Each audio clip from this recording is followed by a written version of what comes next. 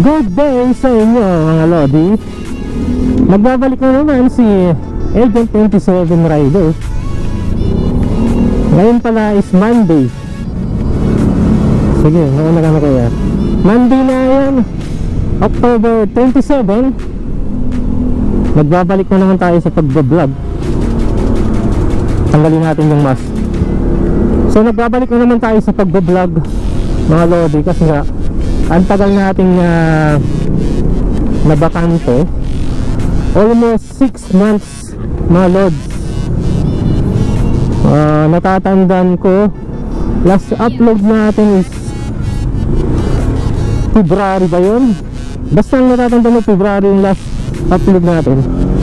So ngayon nagbabalik na naman tayo sa pagbablog. So February bilang ngayon, March, April, May, June, July, August, September. Ay, 7 months almost mga Lodi tayo na stop mag vlog. So ngayon nagbabalik na naman tayo. At ibabalik na naman natin, mag-adventure na naman tayo ride gamit itong si Tuklas, yung ABB 160 Black natin.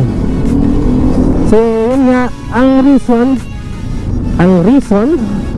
ng ating hindi pag-vlog, hindi pag-upload is gawa ng busy tayo sa ating business mga Lodi. So yung business natin ilalagay ko diyan sa taas.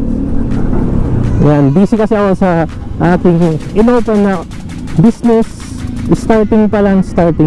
So online business ng mga sapatos mga Lodi. Traffic na dito. So yun nga, yung business natin is online shoes, mga Nike shoes, Jordan shoes, lahat ng klaseng Jordan, mga Nike. So yun yung business natin na in-start. Kaya hindi tayo halos magagala-gala, hindi tayo makapag-upload. So yun yung pinagkabalahan ko ng 7 buwan na, kaso continuous pa rin yung mga Lodi, yung business natin. So ito lang, nag-upload lang tayo kasi naawa na rin ako sa YouTube channel ko, sa Facebook page ko, tapos sa TikTok na rin wala tayong na-upload. So ito, nag-start na naman tayo. I-consistent na naman natin to. Sana kayanin ng schedule, kasi yun nga ang dito, ang kalaban natin dito sa vlogging is oras. Malaking oras yung kakainin niya. Tapos yung natin, yung mga pag-i-edit, yun yung malupit dun. Pag nag-i-edit ka, kailangan pagtutuunan mo talaga ng oras ang pag-i-edit. So ngayon mag-i-start na naman tayo na mag-vlog.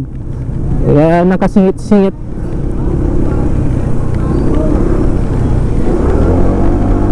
na naisingit natin ngayong panahon na to, itong October. So sana consistent tayo na naman, para ganahan na naman tayo mag-upload. So yun maulan. So gagawin natin ngayon multitasking, business, vlogging. So yung natin, yung pangatlo is papasukin natin yung affiliate ng TikTok. Yun yung pinag-aaralan ko ngayon. So para may mapaglilibangan tayo, kasi mas maganda rin yung maraming pinaglilibangan. So sa time na to, papunta na tayo ng trabaho, papasok na tayo ng trabaho. So yun nga, maulan ngayon pero manageable naman yung ganito, yung ambon lang na patak-patak. Kayang-kaya yan, kayang-kaya natin yun. Basta hindi yung salagang malalaking patak. Ngayon kayang-kaya. Puta. Buti ABS, malakas yung kreno, diba?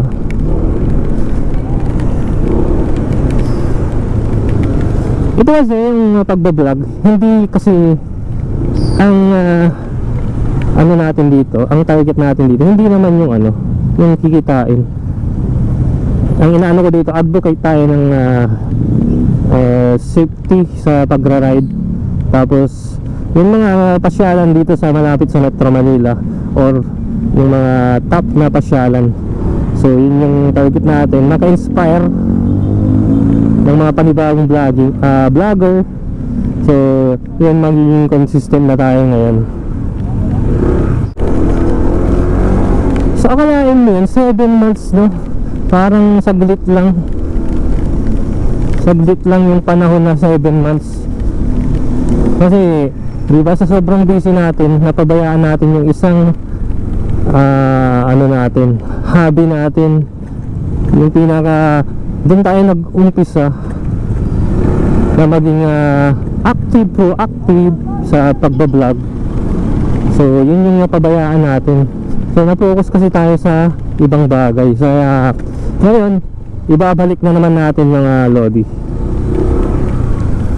So hopefully sa itong Sunday is day off natin. Target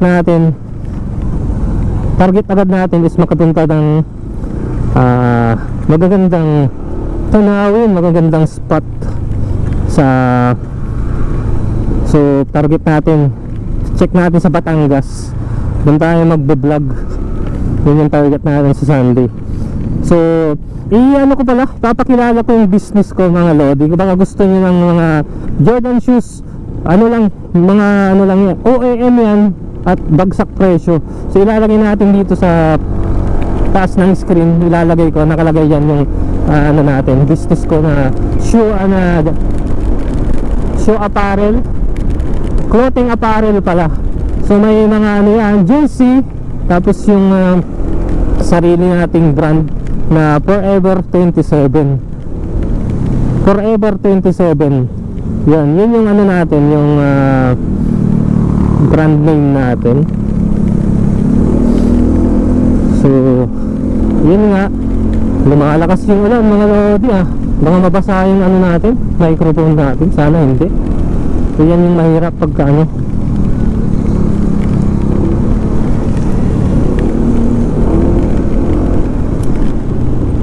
So manageable pa rin man yung ulan. Ano tayo, waterproof. Joke. So lads, okay, ayaw ni Lodi umabante. So tayo na lang. So dito part ng Makati, papuntang Makati Avenue talaga is grabe yung lala ng ano dito, traffic. So split of second stop na agad yan kung hindi tayo makaabante. Kung hindi natin maabutan yan, maabutan na tayo ng stop uli dyan. So ito yung hassle talaga sa dito papuntang Makati. Maraming traffic light. So dito ang pagta-traffic, ang libangan lang natin talaga is yung sound trip. Magsa-sound trip tayo, may ano, naka-bluetooth sa headphone tayo.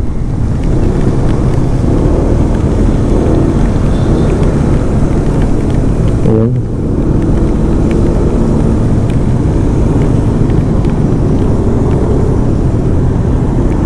Sisingit tayo sa kanan.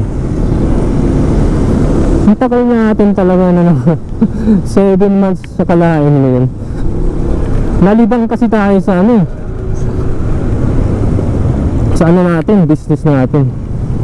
So hopefully itutuloy-tuloy natin to.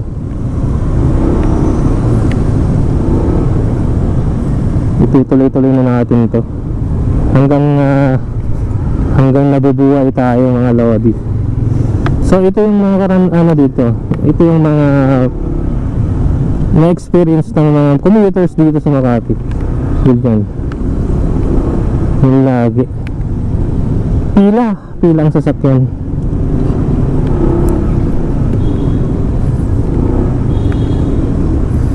So thankful tayo kay God talaga, oh.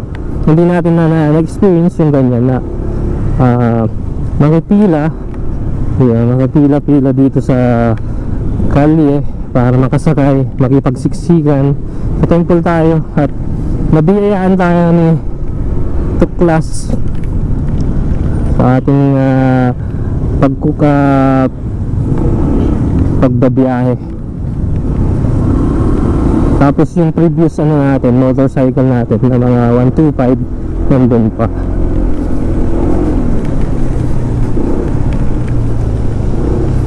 Yun, kailangan na tuso at malakas yung loob mo sa pagsingit-singit, at kailangan malinaw yung mata mo. Lahat yung iniintindi yung safety sa pagmamotor, kasi isang pagkakamali mo lang dito sa kalsada is malaki talagang pwede kang masemplang, diba? So yun yung ingatan natin, yung masemplang maaksidente sa kalye. So kailangan maingat, huwag masyadong magmamadali. Tapos yun nga, iwasan din natin maka-aksidente, lalong lalo na dito pag sumisingi tayo dito sa parking, dito sa, kasi dito tayo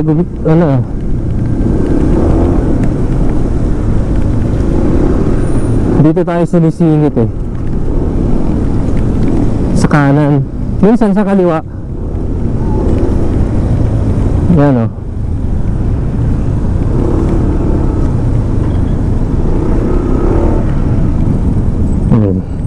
stop. So sa Makati ganyan talaga yung stoplight natin dyan, ang tagal. So biruin nyo, pagpasok mo dito sa Makati, ang katakot-takot na dadaanan mo na stoplight, i-galaw mo dito stoplight tulad yan, diba? Stop agad yan. May time pa nga na 90 nakaka-abandon pa lang, stop agad. Tapos 99 seconds. So okay lang yan, manageable na 30 seconds.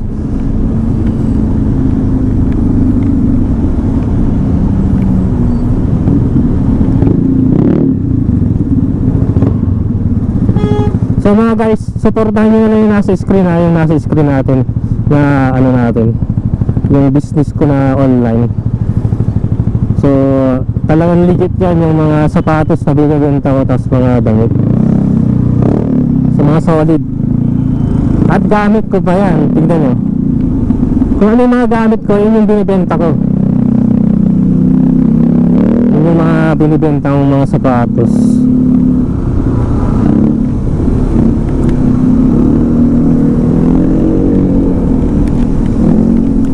Ang sistema natin is ngayon kasi pa lang tayo, cash on delivery. So Gcash yung true payment natin. Gcash muna kasi wala pa tayong mga Shopee at Lazada. So Gcash pa tayo.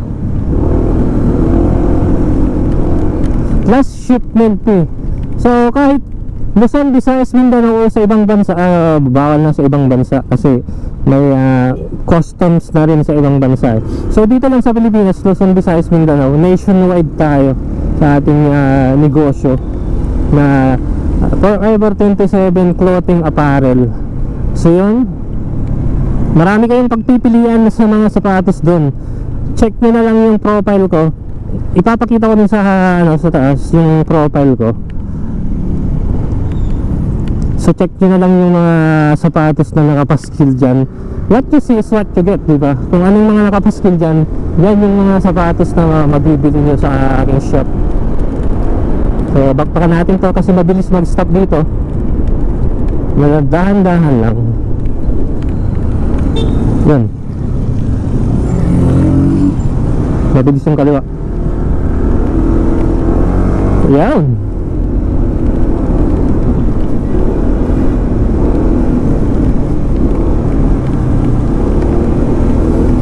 So stop agad, dito na tayo sa paseo. Namiss ko ta yung ano natin. Thank you sir. Pinago na tayo ni sir. Namiss ko tong pagbablog na to Tagal 7 months na yung na-stop. Biruin mo yun. Yun, kakaliwa si brother. Pagbigyan nyo, give and take, give and take.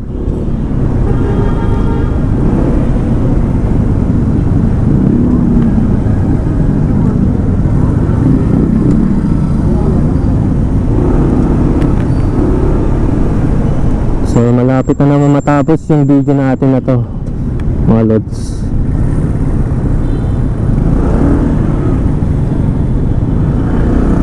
So pinago na tayo, tara.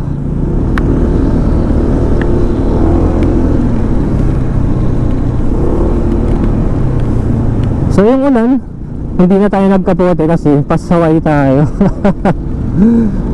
Pasaway tayo matigas yung ulo natin. Kung alam natin ano naman, kaya naman, di ba? Bakit hindi? At magkakapote ka pa.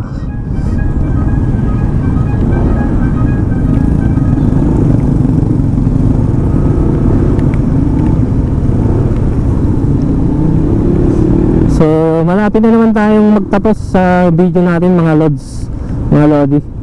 So abangan nyo na lang yung next video. So mamaya ko na tatapusin.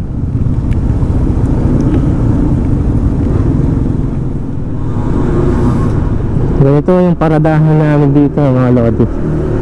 Mataas. Hanggang 10th floor to na parking area ng naming kumpanyang pinapasukan. Ayan. Ang ganyang kataas. Pero sa 6th level lang tayo, 6th floor lang tayo. Hindi na tayo abot ng 10th floor.